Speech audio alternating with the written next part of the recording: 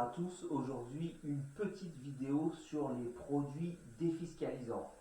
Et pour être précis, les produits défiscalisants qui sont aussi des produits financiers. C'est-à-dire que je vais m'attarder uniquement sur les placements qui offrent une réduction d'impôt. Non pas une déduction d'impôt, mais une réduction d'impôt.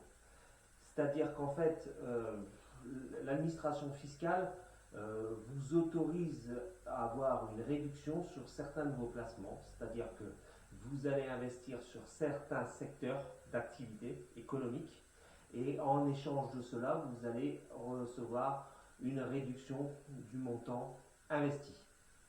Ces produits, en fait, sont souvent des FIP, fonds d'investissement de proximité. Ils peuvent être aussi des FCPI, fonds communs de placement en innovation, mais ils peuvent être aussi des fonds d'investissement forestier. Fonds d'investissement forestier, c'est-à-dire que vous pouvez acheter de la forêt, mais sous forme papier. Et en fait, le législateur a prévu que si vous investissez dans une forêt, comme vous contribuez à l'écologie, au développement de l'industrie du bois, on vous offre une réduction d'impôt. Tout ceci est très bien. Fonds d'investissement de proximité, vous investissez sur de l'économie locale, par exemple sur la région Île-de-France, vous investissez dans des petites entreprises qui viennent de se créer sur la région Île-de-France. Fonds commun de placement innovation, vous investissez sur des sociétés, par exemple biotechnologie, qui viennent de se créer, qui sont encore au stade de développement. Bon, ceci est très bien.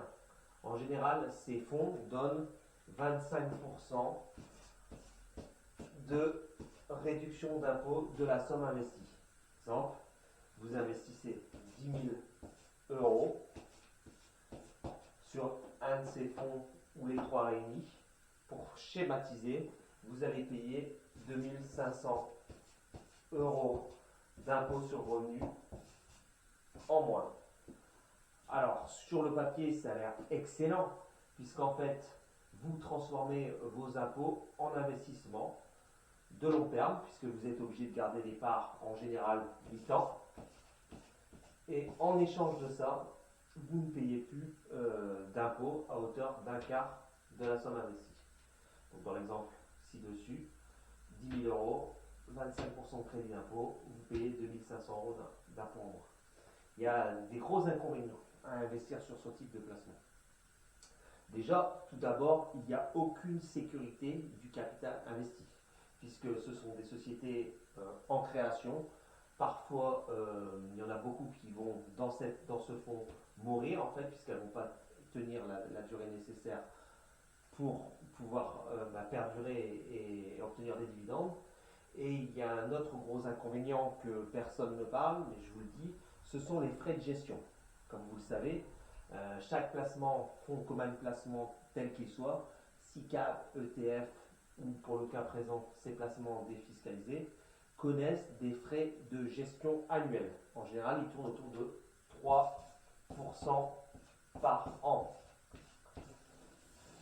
C'est-à-dire que si vous investissez 10 000 euros, pour reprendre le cas présent, vous payez 2 500 euros par an en moins, mais vous donnez 3% par an des 10 000 euros, ce qui fait 300 euros au gestionnaire pendant, admettons, 8 ans, x 8, ça fait 2 400 euros donnés au gestionnaire qui s'occupe de sélectionner les entreprises.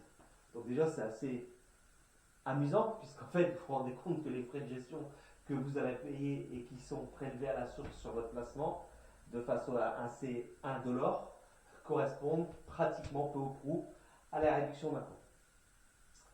Mais ce n'est pas tout, parce que c'est toujours pareil. Vous avez investi 10 000 euros dans le placement. Très bien. Les 10 000 euros, ils sont bloqués pour 8 ans, voire 10 ans. Ça peut être prolongé jusqu'à 10 ans. Voire 10 ans. Et en fait, très bien, mais vos 10 000 euros que vous donnez là, moi les impôts que vous auriez donnés à l'État, donc 10 000 moins 2005, ça fait 7 500 euros. Ce capital de 7 500 euros, s'il est placé, admettons, 8 ans, sur des placements diversifiés, type ETF Monde, comme on l'a vu précédemment dans les vidéos,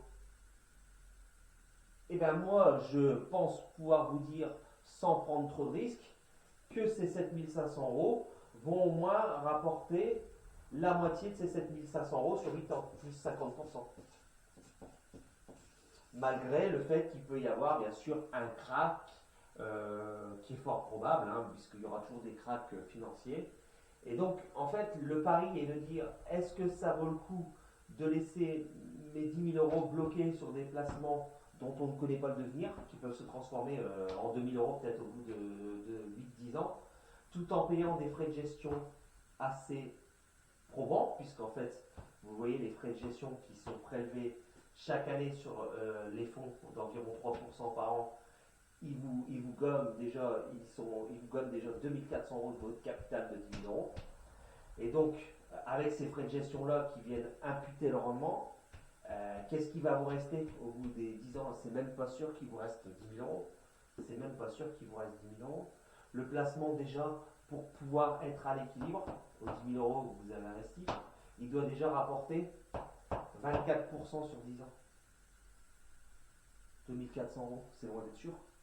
Donc, voilà, la question à se poser, c'est tout ça, c'est très bien, mais n'oubliez pas une chose, quand le législateur vous donne un crédit d'impôt, vous demande d'investir en contrepartie sur un secteur d'activité, c'est qu'en général, c'est un secteur qui n'est pas terrible, assez bancal, et que ce secteur a besoin de capitaux de façon régulière pour pouvoir fonctionner.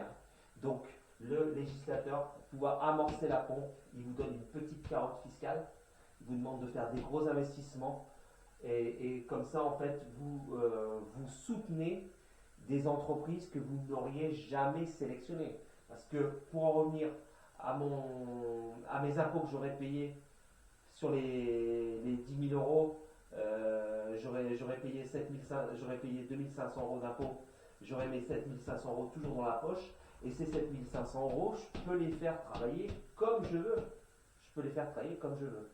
Donc voilà, en fait, n'oubliez pas, la chose à retenir, c'est que quand l'État, l'administration fiscale ou le gouvernement vous donne un avantage fiscal sur un investissement de produits financiers, méfiez-vous tout de même, puisque en général, il peut y avoir ou des frais de gestion élevés, ou des sociétés bancales. D'ailleurs, bon nombre de FCPI ou de FIP dont on connaît l'antériorité ont perdu une grosse partie du capital.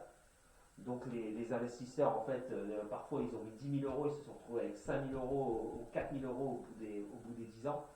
Et pendant ce temps-là, votre argent, il est bloqué, vous ne pouvez pas y toucher. C'est-à-dire que les 10 000 euros, ils sont là-dedans. Et j'en viens au dernier inconvénient, c'est que à chaque fois, pour pouvoir, dans le cas présent, c'est 25% d'économie des impôts, pour pouvoir prétendre à ces 25%